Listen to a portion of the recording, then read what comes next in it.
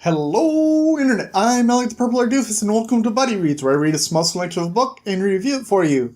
Today we are covering issue number 2 of Fables by Bill Willingham. I hope you've read that issue yourself, because I do not want to ruin anything for you. Now, this issue starts off the next day with Snow coming into the Fabletown office and a janitor, who she calls Frog, greeting her. And then we have Bigsby, who is waking up in his apartment and has a pig, a talking pig, sleeping on the couch. And Bigsby pretty much says, "You need to be on the next truck to the farm." And the pig says, "The farm is terrible. I don't want to go back there. Why are you making me do this?" And Bigsby says, "It's the rules. If you can't look like a human, you can't live in the human world. You have to go to the farm." And the pig says, "Yeah, well, you tried to eat me, so I'm not going to do that." Then we have Prince Charming, who is getting out of bed after having sassy times with the waitress, and leaving a note that basically says, Look, I have some laundry I have to do. Could you do it for me? I left it on the bed. It's right there. Could you please do it for me? Please? Please? Please?" Then we have Snow, who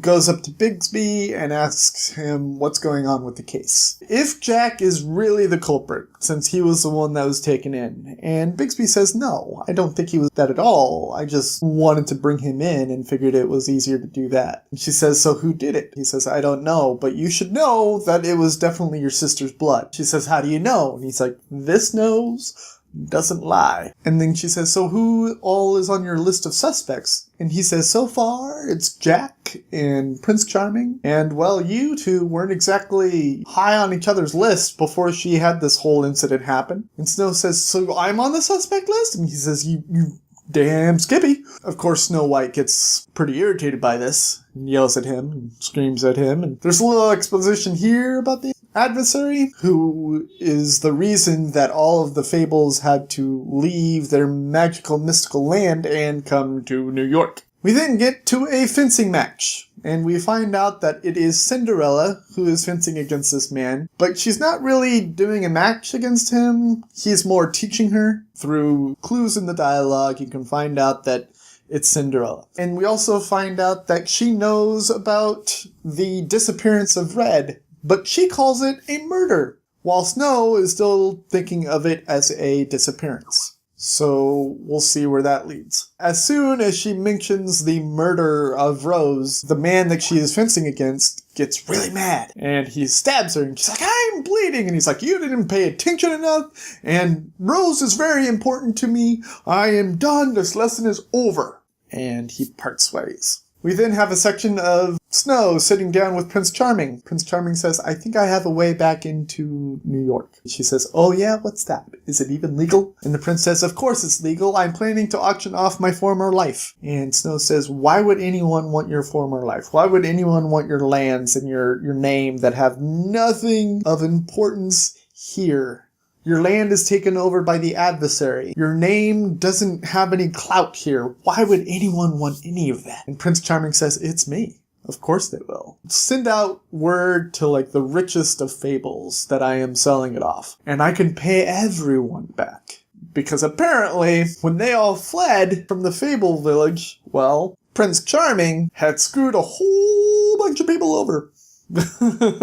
We then have Bigsby, who is questioning Jack, with Snow watching. Things get pretty heated between Bigsby and Jack. Jack says, "Yes, I was her boyfriend. Yes, I slept somewhere else that night. But no, I didn't hurt her. No, I didn't do anything to her." Bigsby says, "So you two were together for about 5 years, but not consecutively." And Jack says, "What do you mean not consecutively?" And he says, "Well, you did have that fight with each other, that fight that was so loud and raucous that I almost had to come in and split it up. And then last year, at the Day of Remembrance, she actually came to the party with another guy." And you see the picture of the other guy, and it's the same guy that Cinderella was fencing with. And Jack says, "She was just dating Bluebeard to piss me off." So that guy that was teaching Cinderella to fence is Bluebeard. And if you know the Fable of Bluebeard, you know why that's probably a bad thing. But they get into an argument. Bigsby brings up some things that he did back in the Fable worlds, and Jack says, "You're not allowed to bring that up. That was before we ran. You can't bring that up." But the thing was Bigsby came in, Jack brought up a bunch of things about Bigsby eating pigs and hunting down little kids with red cloaks, without anyone telling him that he couldn't bring that up. So what the hell? Then we have Snow and Bigsby, and they are going to visit Bluebeard, but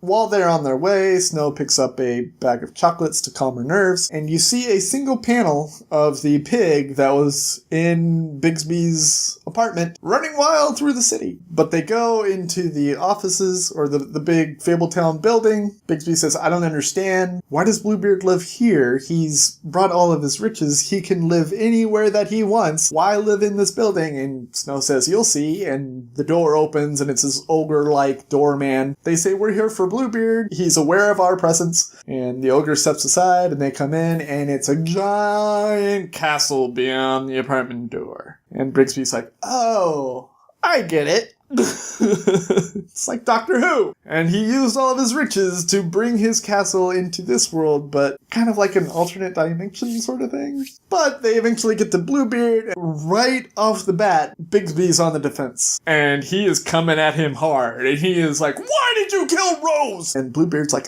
what? Huh? And they show pictures of the bloody apartment. He's like, why did you do it? And Bluebeard's like, whoa!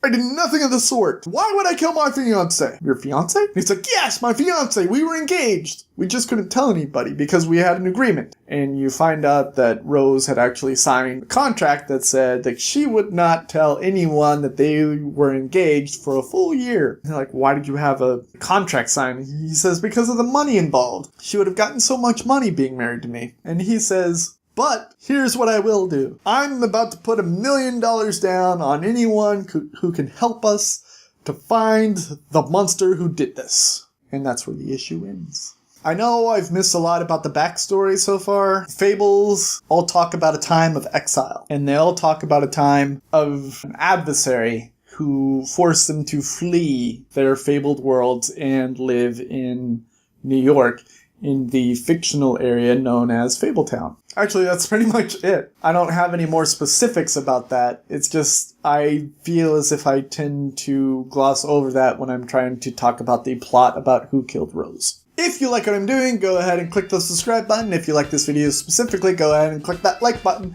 Go ahead and leave a comment letting me know what your favorite fairy tale is. Either growing up or right now. I've been Elliot the Purple-Haired Doofus. This has been Buddy Reads, reminding you to watch your pajama radius, and I will see you all in the next issue of Fables by Bill Willingham. Toodles!